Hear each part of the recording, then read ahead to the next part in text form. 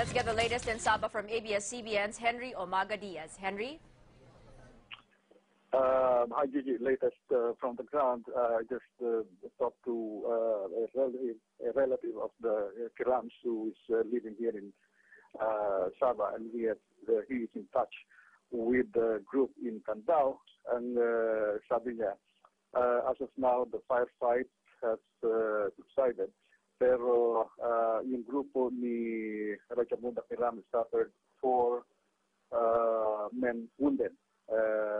Pero he is clarifying na walang casualty sa kanilang hanay, pero hindi nila alam doon sa grupo ng Malaysian forces, no?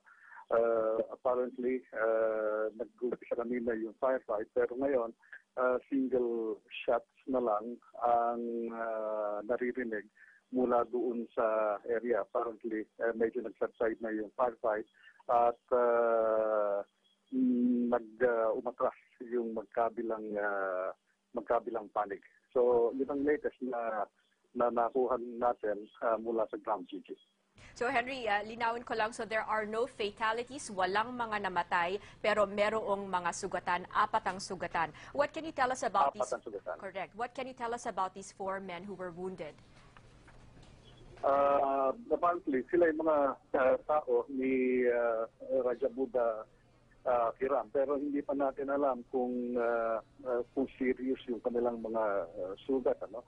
At kung meron ring mga nasugatan o casualties sa panig ng Malaysian forces. Medyo sketchy rin yung report natin na nakukuha dito dahil, alam mo naman, walang pinapayagan na pumasok doon sa Candao mula dito sa Lahat-Dato. And, even foreign journalists are being detained kung nagkakaroon ng attempt na pumasok doon. So, pero may mga kausap tayo, may mga contacts tayo sa ground, and they are saying that now only single shots are being heard in the area, mga snipers na lang. Pero we also received reports na maraming mga ambulansya ang pumapasok doon sa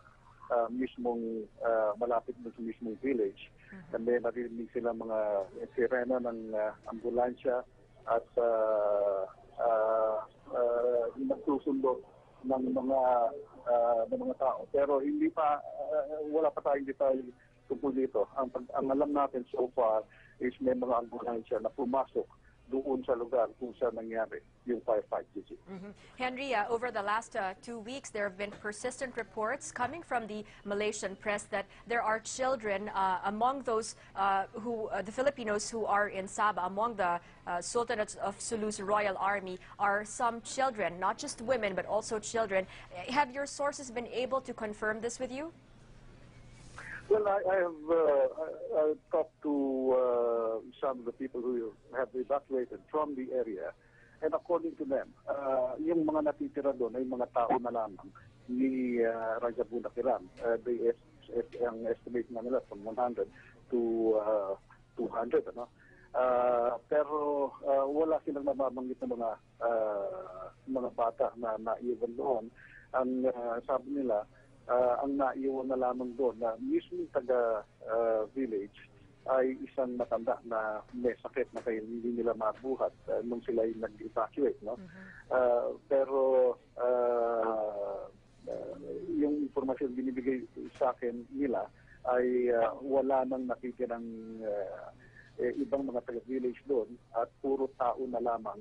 Wala silang nabanggit na mga bata.